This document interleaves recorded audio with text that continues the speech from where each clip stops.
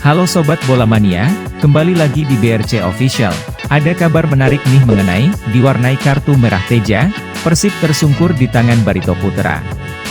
Berhasil unggul lebih dulu lewat gol David da Silva, Persib Bandung akhirnya tersungkur di tangan PS Barito Putra dalam laga pekan ke-27 Liga 1 2022 hingga 2023, Senin, 27 Februari 2023, di Stadion Demang Lehman, Martapura. Adalah kartu merah Teja Paku Alam di babak pertama yang buat Persib keteteran di babak kedua. Barito Putra sukses menyerangkan 2 gol balasan ke gawang Persib yang dikawal Reky Rahayu lewat situasi crossing dari sundulan Renan Alves dan Gustavo Tocantins. Kekalahan ini buat Persib terancam keluar dari perburuan gelar juara. Babak 1. Tanpa Ciro Alves, Luis Mia memasang Ezra Walian sejak menit pertama mendampingi David da Silva di lini depan. Peluang emas didapat menit 7, Walian memberi terupas kepada Mark Klok yang muncul dari lini kedua menuju kotak penalti. Berhadapan 1 versus 1 dengan kiper, sontekan Klok masih tak tepat sasaran.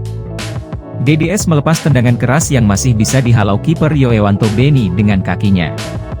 Persib berhasil mencetak gol pembuka menit 19, sodoran umpan Beckham Putra dikonversi menjadi gol di dalam kotak penalti oleh DDS dengan tendangan keras mengoyak gawang lawan. 1-0 Persib unggul. Maung Bandung menguasai jalannya pertandingan, mengalirkan bola dari kaki ke kaki. Kesempatan mencetak gol kembali lahir, giliran DDS jadi pelayan untuk peluang terbuka Beckham menit 37. Sayang keputusan keeping ball Beckham buat momentumnya hilang untuk mengarahkan bola ke gawang Barito Putra. Petaka datang untuk Persib menjelang turun minum, serangan cepat Barito Putra membuat Teja Paku Alam meninggalkan sarangnya, ia malah melakukan pelanggaran menggapai bola di udara dengan tangan. Wasit Sance Lawita tak ragu melayangkan kartu merah langsung, Persib harus bermain dengan 10 pemain. Beckham Putra jadi korban, kiper pengganti Reky Rahayu dimasukkan. Babak 2. Luis Mia langsung melakukan perubahan terhadap skuadnya di babak kedua. Bermain dengan 10 pemain, Mia tampak ingin memperkokoh pertahanan sekaligus mampu menguasai bola selama mungkin dengan memasukkan Ahmad Jufrianto dan Abdul Aziz. Gempuran serangan seakan tidak ada hentinya dalam 15 menit awal babak kedua. Reky Rahayu tercatat melakukan 4 penyelamatan krusial sebelum kebobolan.